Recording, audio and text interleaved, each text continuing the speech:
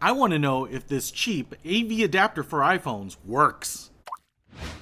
What's happening, Panda Nation? Peter Von Panda here. Hey, I was recently on a trip in the hotel. They had an HDMI plug. I would have loved to have plugged in my iPhone, used my Netflix, used my Amazon Prime, watched my own videos, but I couldn't do it because I didn't have anything to connect to the TV. Now, I wanted an AV plug to connect to my iOS device that was cheap, but also worked. And that's always a little tricky sometimes because everything says and advertises that it's going to work, but sometimes they don't. Now, this one I picked up was actually pretty cheap, under 20 bucks, which is much cheaper than the official Apple one. As you can see, it has an aluminum finish. It's got the little chamfered edge here, kind of sandblasted finish on the sides, and then polished edges here, even around the lightning connector up here, so that's pretty nice. It's only about 6 inches long, so it's going to travel really nicely. The other thing about it is not only does it have the HDMI plug right there, so you can plug it into a TV, a monitor, those types of things, but it also has another lightning plug right there, so you can plug this in, so it will also charge, potentially push that power through to your device so that it doesn't drain the battery, so that you won't get through 2 hours of video and the thing will be dead. Now,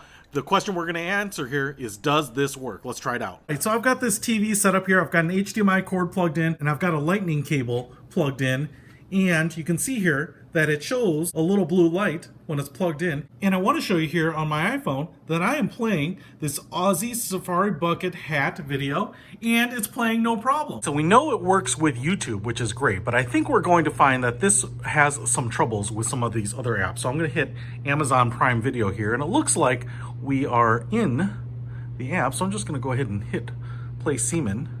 And my issue with this, and why I'm testing it, is that a lot of times these apps protect their content from being streamed without royalties being paid by the hardware developers. So here's one of the problems. It just spins and spins when I had it plugged in.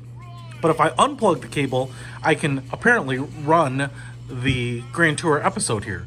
But if I plug it back in while it's running,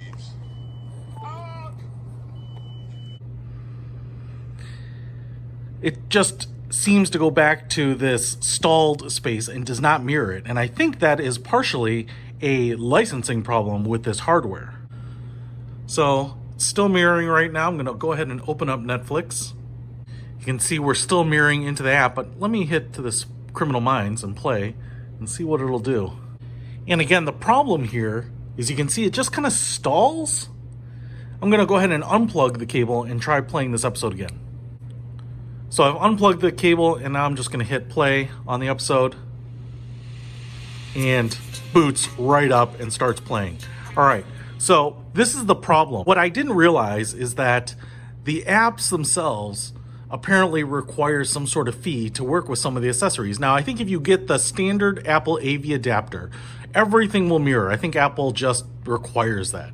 But these individual companies that make these smaller adapters, I think, are required to pay almost all these other individual companies, which is why the adapter is maybe half the price of the Apple one. So does it work? Yes, it works for mirroring the standard applications on an iPhone or iOS device. It appears to work for YouTube, but if you need it to work with other video programs, I would suggest maybe going with the OEM official Apple AV adapter. Hey, it does work, but there are some catches. If you do want to pick it up though, I'll put a link to it in the description. Peter Von Panda, out.